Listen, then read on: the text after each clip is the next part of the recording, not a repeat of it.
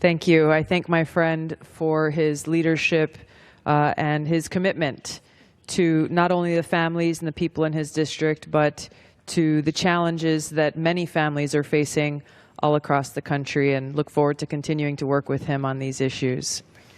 Some of these challenges that face families across the country touch my constituents in Hawaii as well. And I'd like to share a few of their stories and their challenges here today in the hopes that Congress and this administration takes action and does the right thing for them and for our country. You know, we are a nation of immigrants. And Andres Magana Ortiz's story is not a new one. It's not one that'll surprise anyone. In fact, it'll be quite recognizable to most of us.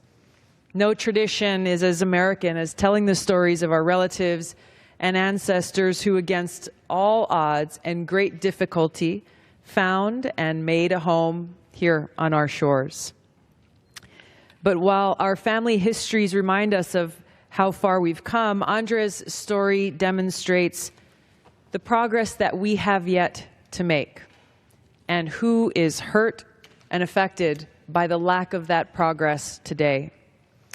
Andres Ortiz came to Hawaii seeking the American dream. With hard work and perseverance and a little luck, Andres demonstrated what we as Americans know to be true and that we strive for. If you work hard, you can get ahead. Andres started a new life in 1996 picking coffee. Back-breaking, tough work for anyone who's done it before. In the Kona region on the island of Hawaii. He proved himself smart and capable, and he was soon promoted to supervisor. By 2010, he'd saved enough to buy his own coffee farm, and today he owns 20 acres of coffee trees and manages another 150 acres for his neighbors. Andres quickly earned a reputation as a knowledgeable and skillful farmer. When an invasive beetle called the coffee berry borer began to ravish our Kona coffee farms and the trees, Andres began a pioneering system to help his community track and eradicate this infestation even before our U.S. Department of Agriculture took action. Now, this infestation was not just a small matter. It was something that cost our farmers millions and millions of dollars. Our country offered Andres the means to become an entrepreneur, and he paid us back in full. He started a business. He creates jobs. And he takes care of his workers, and he's a leader in our community. Andres is not a legal resident of Hawaii, but Hawaii owes him a debt for his contributions. Managing the coffee farm is a family affair for Andres. He's a proud husband and father of 3 children. His wife and kids are all American citizens, and his kids only know Hawaii as home. Andres embodies the spirit of the American dream and serves as an example of why we should welcome courageous, hardworking immigrants into our community. The reality that Andres faces now, sadly, is far different. If Andres is deported to Mexico, as is supposed to happen in just a few days, his family, their farm, and Kona coffee growers are going to face a certain future. Without Andres to run the business, his family could lose their farm and lose their home. Their neighbors will lose a friend and a business partner. Brenda, his wife, will be without her husband, and their 3 children will be without their father. If Andres is forced to leave, the law will keep him from his family for 10 years. Should the family move to Mexico with Andres, they will have to learn a new language and a new culture. His daughter will have to drop out of college at the University of Hawaii and begin a new life in another country. Relocating to Mexico would deprive them of the benefits afforded to the citizens of this country. Now, unfortunately, Andres' story is not a singular one. Unfortunately, there are more. Just last week, Graham Ellis of Waimea is a 67-year-old British national and a leukemia patient. He heard a knock on his door, and it was 2 Department of Homeland Security agents who had come to begin the deportation process back to the UK after Graham had made Hawaii his home for over 36 years.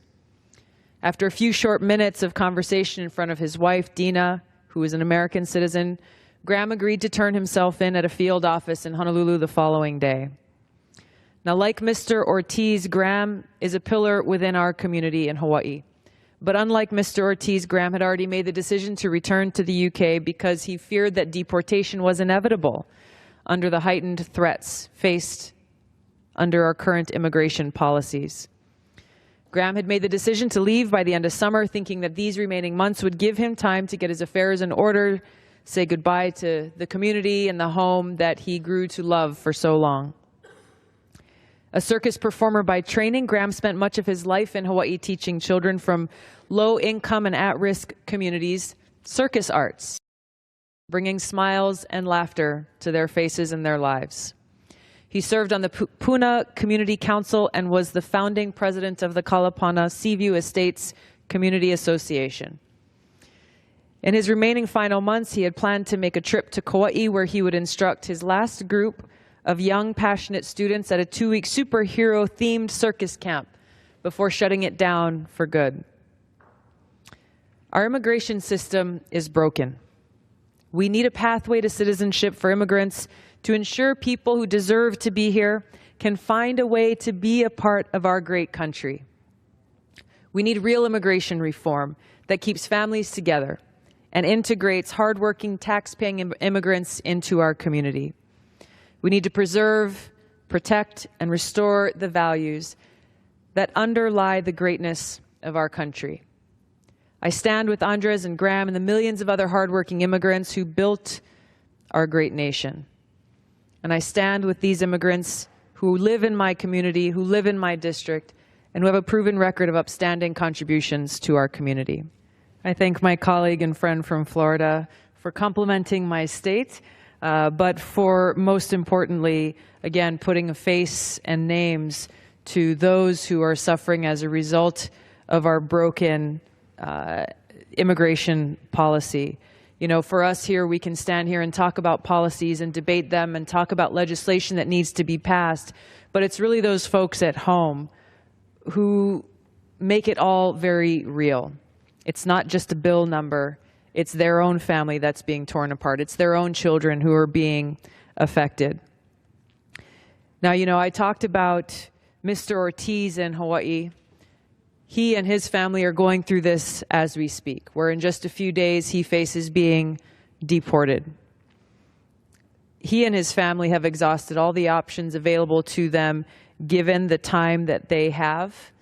Our delegation from Hawaii, both my colleague, Congresswoman Hanabusa, as well as our senators, Senator Hirono and Senator Schatz, we've all sent a letter to Secretary Kelly, the Department of Homeland Security, urging him to reconsider this order and to halt Mr. Ortiz's deportation, taking a consideration to him and his circumstance and his long-standing commitment and leadership in our community. I've introduced legislation, H.R. 2794, which is what's called a private bill, specifically for the relief of Andres Magana Ortiz. And the purpose of this bill is to help Mr. Ortiz with his extremely challenging situation and to help him on his own path to citizenship. I urge Chairman Goodlatte to give positive consideration to this bill in his committee. I urge Secretary Kelly, the Department of Homeland Security, to revisit their policy and their decision and to put a halt on Mr. Ortiz's deportation. He's not just a number, he's not just a statistic. He and his family are facing this reality today.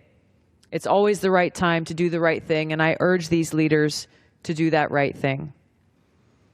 Mr. Speaker, with that, I yield back.